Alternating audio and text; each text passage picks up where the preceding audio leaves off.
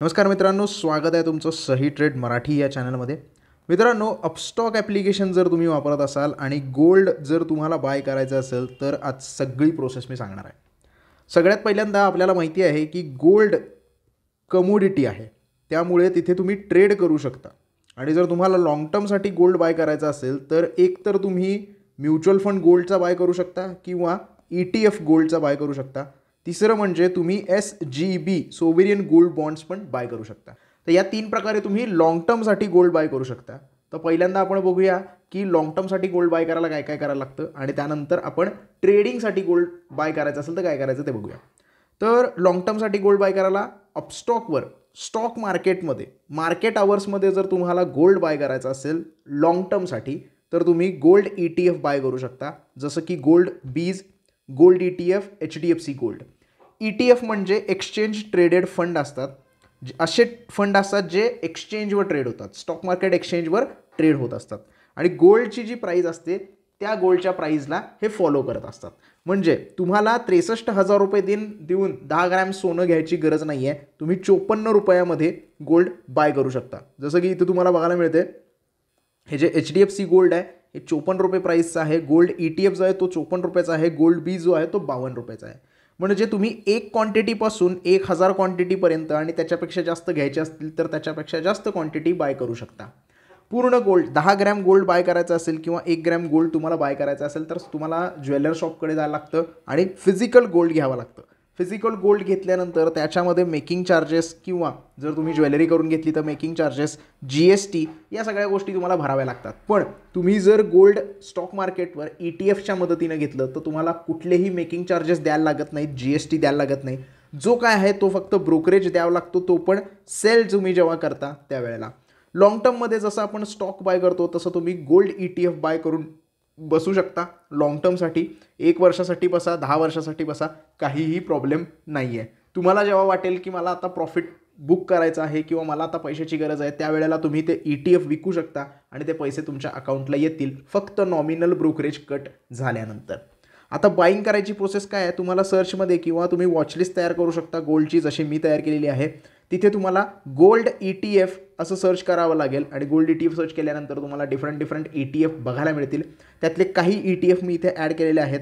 Gold बीज तुम्हाला bye करायचे असतील तर हा पण एक ETF आहे. मार्केट प्राईजनुसार 9:15 वाजल्यापासून ते 3:30 वाजेपर्यंत मार्केटच्या आवर्समध्ये तुम्ही ते बाय करू शकता तुमच्या प्राईजला. बाईंगवर क्लिक करायचं आहे. बाईंगवर क्लिक केल्यानंतर इथे क्वांटिटी किती घ्यायची आहे ते तुम्हाला डिसाईड करायचं आहे. मार्केट प्राईजला बाय करायचं आहे का लिमिट प्राईजला बाय करायचं आहे, तुम्हाला निगोशिएट प्राईस करायचे आहेत, त्या सगळ्या गोष्टी तुम्ही करू शकता.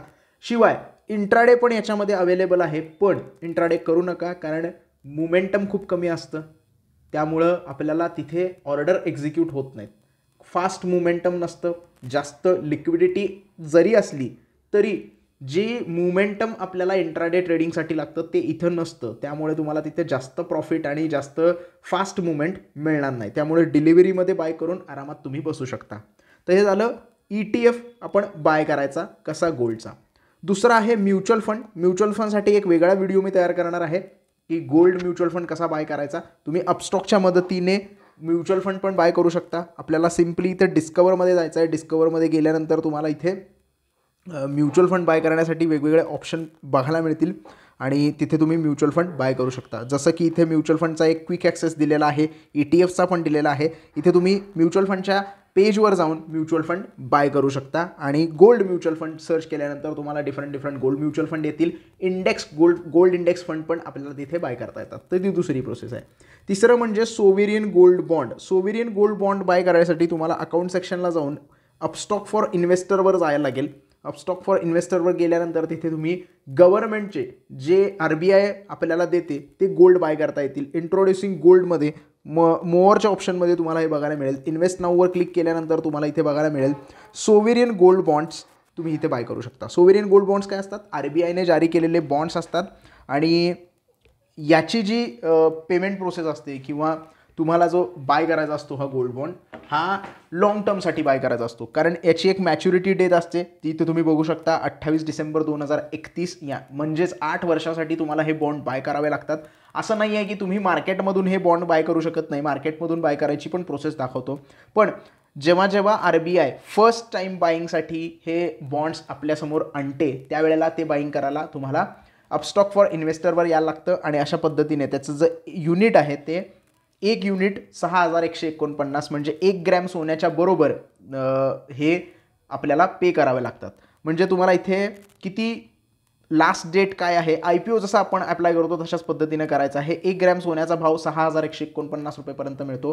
हे एक डिजिटल गोल्ड टाईप आहे, बॉन्डमध्ये येतं हे फिजिकल गोल्ड नाही आहे, पण त्याचा जो रेट असतो तो फिजिकल गोल्ड बॉन्डप्रमाणेच आपल्याला दिला जातो. शिवाय तुम्हाला वर्षातून 2 वेळा इथे इंटरेस्ट पे आउट दिला जातो. म्हणजे जर तुम्ही 1 ग्रॅम सोनं घेतलं तर 77 रुपये पर 6 महिन्याला, दर 6 महिन्याला तुम्हाला 77 रुपये पर ग्रॅम इथे काय होईल की इंटरेस्ट पे केला जाईल. तुम्ही जर 10 ग्रॅम सोनं घेतलं तर त्या हिशोबानं तुम्हाला 770 रुपये 6 महिन्याला इंटरेस्ट दिला जाईल. वर्षातून 2 वेळा तो इंटरेस्ट दिला जातो. जी डेट असेल, बाईंग जी डेट, मॅच्युरिटीची डेट असेल त्या डेटप्रमाणे 28 जून 28 डिसेंबरला प्रत्येक वर्षाच्या 28 जूनला आणि 28 डिसेंबरला तुम्हाला तो इंटरेस्ट जो आहे तो तुमच्या अकाउंटमध्ये पे केला जाईल. बाईंग करायसाठी तुम्हाला हे सोवेरियन गोल्डच्या बॉन्ड ज्या वेळेला RBI अप्लाय करते त्याचं एक वेगळं कॅलेंडर असतं, ते तुम्हाला फॉलो करायला पाहिजे.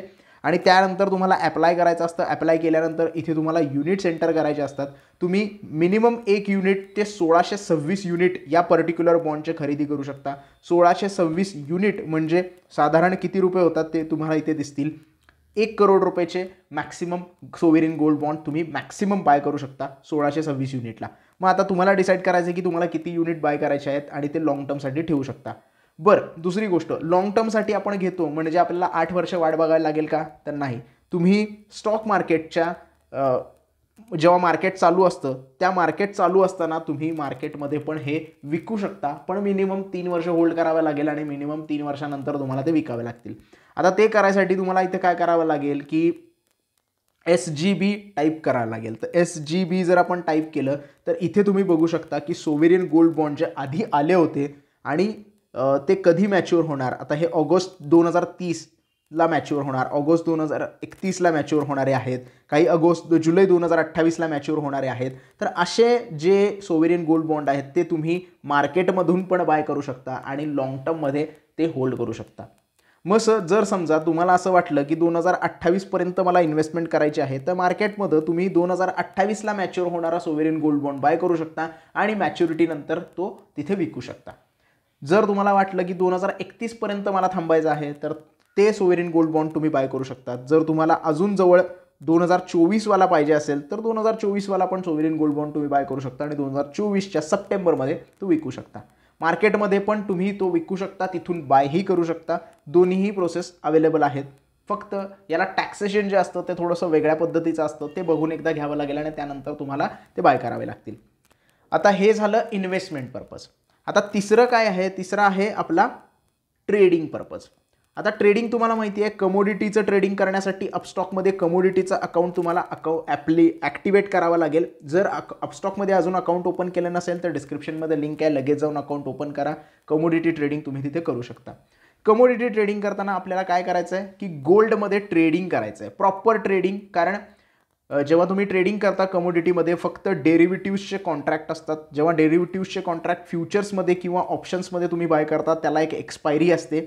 त्या एक्सपायरीला तुम्हाला ते कॉन्ट्रॅक्ट सेल करावं लागतं जर तुम्ही बाय केलेलं आहे, आणि बाय करावं लागतं जर तुम्ही पहिल्यांदा सेल केलेलं आहे. म्हणजे शॉर्ट पोझिशन पण घेऊ शकता आणि बाईंगची पोझिशन पण घेऊ शकता. आता त्यासाठी गोल्डचे 4 वेगवेगळे टाईप आहेत ज्याथे तुम्ही ट्रेडिंग करू शकता. सगळ्यात पहिल्यांदा आहे गोल्ड, म्हणजे 1 किलो गोल्ड तुम्ही बाय करू शकता. 1 kg गोल्डला फुल गोल्ड फ्युचर असं म्हणलं जातं. त्याची प्राईस 62,465 इतकी चालू आहे. गोल्ड फ्युचर 1 किलोवाला जर तुम्हाला बाय करायचा असेल तर तुमच्याकडे अमाऊंट जी आहे ती खूप जास्त लागणार आहे. तुम्हाला कॅपिटल खूप जास्त लागणार आहे. इथे समजा 1 क्वांटिटी बाय करायची आहे, 1 किलो क्वांटिटी बाय करायची आहे तर 5,77,000 रुपये तुमच्याकडे असणं गरजेचं आहे. फक्त ट्रेडिंगसाठी एवढी अमाऊंट द्यायची आहे आणि ही जी अमाऊंट आहे ती फक्त 20% अपफ्रंट मार्जिनची अमाऊंट आहे. कारण फ्युचरमध्ये जेव्हा आपण ट्रेड करतो तेव्हा 20% अपफ्रंट मार्जिन आपण देतो. म्हणजे 1 किलो गोल्डचा जर आपण करंट भावशी कॅल्क्युलेशन केलं, मल्टिप्लिकेशन केलं तर ट्रेडेड व्हॅल्यू जेवढी निघते त्या ट्रेडेड व्हॅल्यूच्या 20% अपफ्रंट मार्जिन आपण पे करतो. मग जर तुमच्याकडे 5,77,000 रुपये आहेत तर तुम्ही एक क्वांटिटी 1 किलो गोल्ड ट्रेड करू शकता आणि त्याप्रमाणे तुम्हाला प्रॉफिट आणि लॉस होत राहील. याचं एक एक्सपायरी असते 5 फेब्रुवारी प्रत्येक महिन्याच्या. गोल्ड 1 किलो गोल्डची एक्सपायरी प्रत्येक महिन्याच्या 5 तारखेला असते. प्रत्येक महिन्याच्या 5 तारखेला गोल्ड 1 किलोची कॉन्ट्रॅक्टची एक्सपायरी होते. त्या दिवशी तुम्हाला ते कॉन्ट्रॅक्ट विकावं लागतं आणि नेक्स्ट मंथचं कॉन्ट्रॅक्ट बाय करावं लागतं जर तुम्हाला कॅरी फॉरवर्ड करायचं आहे. दुसरं, जर तुम्हाला तेवढे पैसे नसतील तुमच्याकडे तर तुम्ही गोल्ड मिनीचं फ्युचर बाय करू शकता. गोल्ड मिनीमध्ये तुम्हाला 10 ग्रॅम सोनं बाय करता येतं. म्हणजे 1 किलोवरनं डायरेक्ट 10 ग्रॅम. एक क्वांटिटी 10 ग्रॅमची असते आणि त्यासाठी तुम्हाला 57,557 रुपये द्यायचे आहेत. म्हणजे मार्केटपेक्षा थोडंसं आपल्याला इथे स्वस्त मिळतं, कारण मार्केटमध्ये 10 ग्रॅम सोनं घ्यायला गेलं तर 63 रुपये आपल्याला ज्वेलर शॉपमध्ये मिळतं. पण इथे तुम्हाला 57,000 रुपयेमध्ये 10 ग्रॅम सोनं ट्रेड करायला मिळतं. गोल्ड मिनीची जी एक्सपायरी असते ती पण 5 जानेवारी म्हणजेच 5व्या दिवशी असते, 5व्या तारखेला असते प्रत्येक महिन्याच्या. म्हणजे आता ह्या फ्युचरची एक्सपायरी 5 जानेवारीला होणार आहे. त्यानंतर पुढचं फ्युचर तुमच्यासाठी ट्रेड करायला अवेलेबल असणार आहे. जर तुमच्याकडे 57,000 रुपये पण नसतील तर तुम्ही गोल्ड पेटलमध्ये ट्रेड करू शकता. गोल्ड पेटल 29 जानेवारी या म्हणजेच महिन्याचा शेवटच्या गुरुवारी एक्सपायरी होते. त्यावेळेला महिन्याच्या शेवटच्या दिवशी, शेवटच्या ट्रेडिंग डे दिवशी गोल्ड पेटलची एक्सपायरी होते. गोल्ड मिनी, गोल्ड पेटल आणि गोल्ड गिनी असे 4 प्रकारचे गोल्ड ट्रेड करू शकता. प्रत्येकाची एक्सपायरी वेगवेगळी असते. आता इथे तुम्ही बघताय की 29 डिसेंबरची एक्सपायरी आहे आणि जर आपल्याला गोल्ड पेटल बाय करायचं आहे तर गोल्ड पेटलमध्ये तुम्हाला 1 ग्रॅम सोनं मिळतं आणि त्याला जर तुम्हाला बाय करायचं आहे तर त्याच्यासाठी तुम्हाला फक्त 565 रुपये पे करावे लागतील. म्हणजे 6,000 रुपयेचं ट्रेड करायसाठी तुम्हाला 565 रुपये पे करावे लागतील. पण इथे तुम्हाला प्रॉफिट जे आहे ते खूप कमी बघायला मिळतं. कमी प्रॉफिट म्हणजे 1 रुपयाचीच मुवमेंट होते, 1 रुपयाची पण मॅक्सिमम मुवमेंट होते. त्यामुळे इथे तुम्हाला जर दिवसभरात 10 रुपयाचं मुवमेंट झाली या पर्टिक्युलर फ्युचरमध्ये तर फक्त 10 रुपयाचा प्रॉफिट होणार आहे. म्हणजे 565 लावून तुम्ही फक्त 10 रुपये कमवता. म्हणजे तिथे तुमचा फक्त प्रॅक्टिस जर करायचं असेल तर गोल्ड पेटल फ्युचर खरेदी करू शकता, किंवा जर तुम्हाला जास्त लॉट खरेदी करायचे असतील तर तुम्ही त्यामध्ये करू शकता. पण जर तुम्ही 5 ते 10,000 रुपये प्रमाणे ट्रेड करणार आहात तर तुम्ही गोल्ड गिनीमध्ये एंटर करू शकता. गोल्ड गिनी फ्युचर 8 ग्रॅम सोनं इथे तुम्हाला ट्रेड करायला मिळतं आणि बाईंग ऑप्शनमध्ये गेलात तर एक क्वांटिटीमध्ये 8 ग्रॅम सोनं असतं आणि त्याच्यासाठी प्राईस आहे फक्त 4,666 रुपये. म्हणजे ह्याच्यामध्ये पण 1 रुपयाच आपल्याला मिळतो. एक रुपयाची मुवमेंट झाली की 1 रुपया आपल्याला मिळतो. पण त्याची मुवमेंट जी आहे ती खूप चांगल्या पद्धतीने इथे बघायला मिळते. त्यामुळे क्वांटिटी वाढवून तुम्ही इथे ट्रेड करू शकता आणि चांगल्या पद्धतीने इथे ट्रेडिंग तुम्हाला बघायला मिळू शकतं.